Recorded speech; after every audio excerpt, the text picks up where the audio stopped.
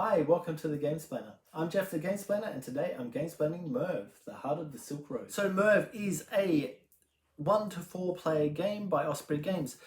It came out relatively recently. I think it was partway through last year, from memory 2020, that it came out. I've been really wanting to get this game to the table and own this and get this into my collection since the first time I heard about it. I really like this game. The artwork is by Ian O'Toole, and I'm wondering if I just should buy Ian O'Toole games. I know that that's going after an artist rather than after the play of a game, but every game that I've got that has his art on it, with very few exceptions, has been a really stellar game, a really wonderful, crunchy something. And I find this one is the same. It is really good. It's a lot of thinking going on, but it's really good. The heart of the game is that you are moving your single meeple onto one of, I think it's 5 spots. Within that, whichever spot you choose, you're then choosing one of the 5 things directly below you. As an action selection type thing. Those actions are all around the board and there's a lot of stuff going on. But that's the essence of the game. You put your little house on that and you get the resource cube that is of that color. If you have more than just the one that you're picking up of your houses in that road, you also get a resource from each of those. And so what ends up happening is that you get roads that are really full of your houses. And so you go after, I need that road, of course I'm going to get 3 or 4 resource tiles or resource cubes to be able to do this stuff. That's a really cool thing. You can even use the lines that other players have built up. So if another player has a whole bunch of their colors, you can go, oh, I'm going to use that one. And that gets all 3, all 4, however many things they manage to get in that line. It gets you the resource of all that stuff. But it also gets them resource. And that's really interesting. It pushes you away from doing that because they're going to get benefit. But sometimes there is benefit in doing that, even though they'll get the resource. There is also a level of attacking or having to defend, is probably a better way to put it, the things that you've built up. And so at the end of the 2nd and 3rd year, so when you've worked all the way around the square, so it had 4 turns, that's the end of 1 year. Do it again, that's the end of 2nd, and again, that's the end of the 3rd. That's the end of the game. So in essence, your turns, you have 12 turns total in this game to do as much stuff as you can. Building walls for protection gives you points. That's really important to understand. If you watch my gameplay, you'll probably notice that the red player, I think it is, doesn't get any points until we get to the end of the video. I did neglect to do part of the scoring at the end of the first round, but I fear that the other players had been doing stuff that's actually pushing their points forward. And so he was kind of left out of it in the cold a little bit.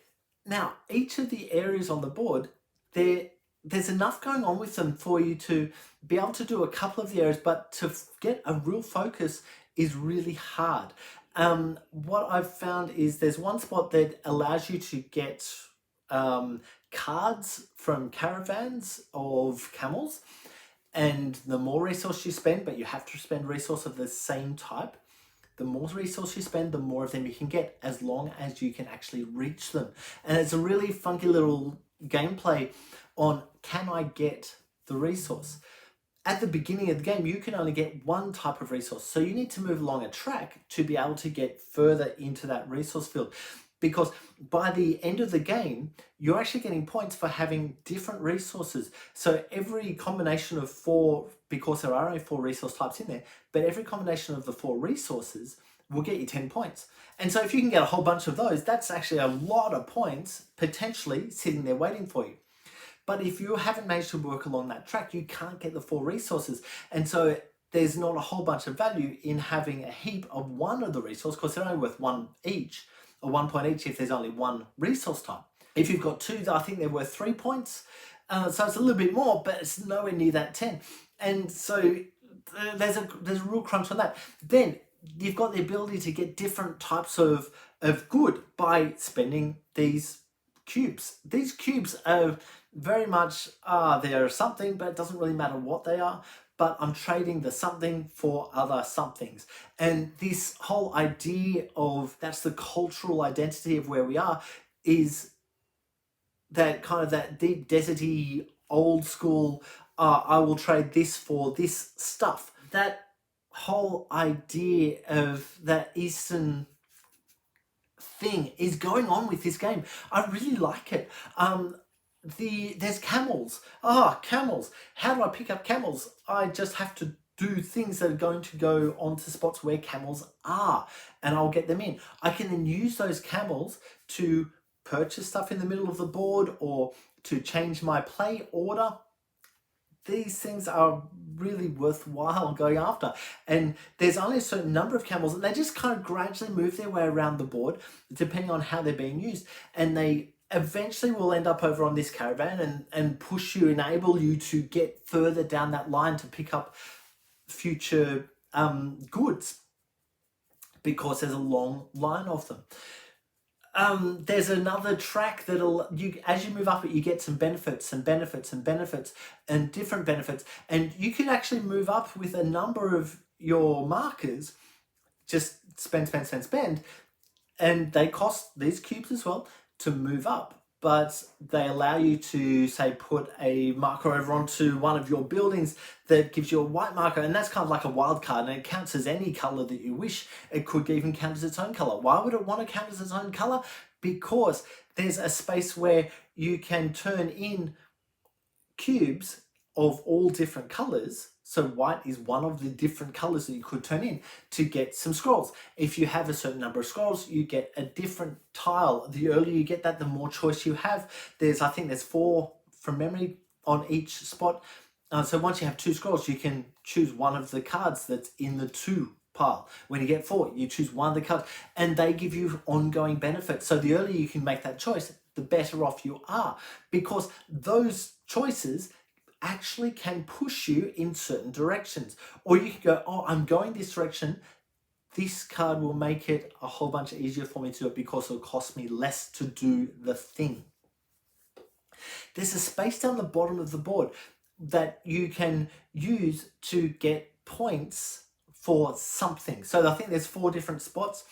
If you have a meeple on the spot, you can get points for how many times you have managed to do that thing. And it's a really worthwhile thing to get up onto at least one of those tracks early, because then that can change the way you're playing the game. If you wish to get more meeples down there, it's going to cost you 2 cubes.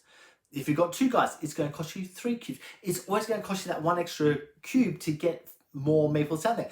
But in order for them to score, you're going to have to be along this track. Yeah, there's 3 tracks on this game, and I find that, what does that mean, is a really tough thing. It's like there's definite symbols for each of the tracks, so you can kind of understand what's going on. But you need to be at certain points on different tracks to do different things. And so finding ways to move along these different tracks is a really important part of the game. And it's really important to understand, I really need to be moving on this top track, the influence track, I think it is, to be able to do more stuff. There are some bonus cards down the side that you can just do as, I've got the goods, okay, I've got that now. The goods on those cards still count as your goods. So if you need a certain number of scrolls, the scrolls on those cards count as scrolls that you have. There's so darn much going on with this game to kind of get your head around and to think about. The fact that you can use other people's spots, it's really good. There's so much density in this game. I think this is the winner of, when you take your turn, in essence, you're just placing a meeple in one of 5 locations. Then you're choosing one of 5 things under where you've placed to do. And the picture on that tells you what you can do. And that's really this game. Understanding that and getting around that is a little bit tough. There's a lot going on with it, but that's the easy essence of it. It's just pick one of 5 and then one of 5. Once you've picked that, then you do the thing. and knowing what those different things are and how they interact with each other, it's important. So I think that's enough about Merv. Please go ahead and watch my Gameplay and Gamesplanation to get a feel for how the game actually plays and all the stuff that I'm talking about. If you have any comments or suggestions, please write them below. If you have any games that you would like to be Gamesplained, please shoot me an email to thegamesplainer@gmail.com. Follow me on Instagram and Twitter @thegamesplainer to keep up to date with the games I'm playing. Subscribe to my videos to keep up to date with the games that I'm gamesplaining. And until next time, enjoy gaming.